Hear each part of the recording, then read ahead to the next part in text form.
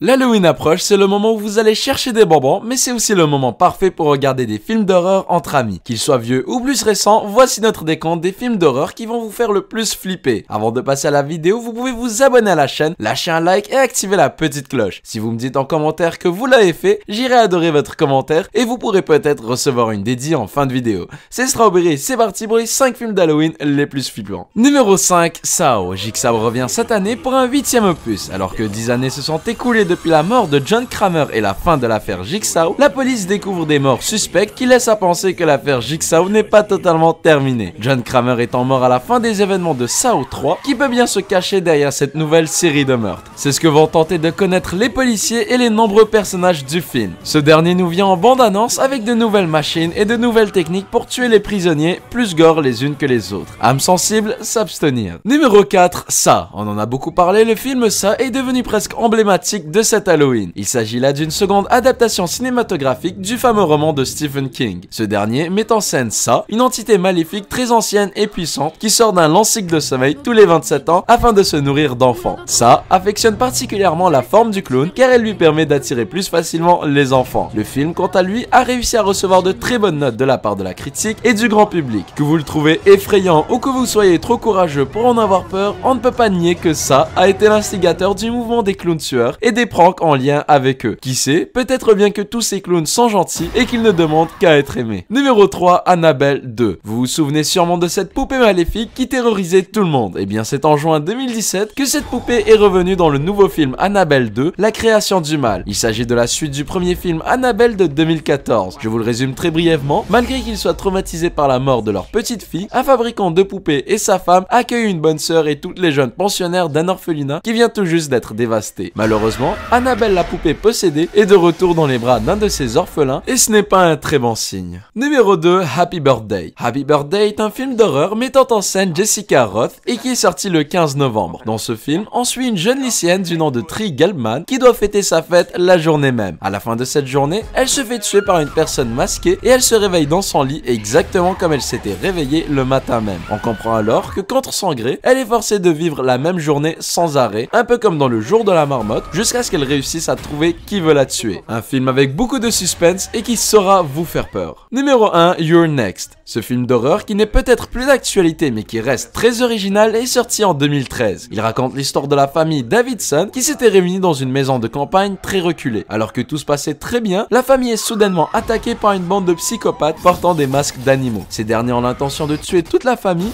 et ce de manière très sanguinaire. Néanmoins, ils avaient tout prévu sauf une chose, une femme du nom d'Erin qui fera tout, vraiment tout, pour se protéger. Merci d'avoir regardé cette vidéo jusqu'à la fin, n'oubliez pas de lâcher un like, de vous abonner et d'activer la petite cloche. Donc dédicace pour aujourd'hui à The Zorax, Momo Paris 1234 et Nolan 73. Continuez comme ça les amis, vous êtes au top. Moi je vous dis à une prochaine vidéo, ciao tout le monde.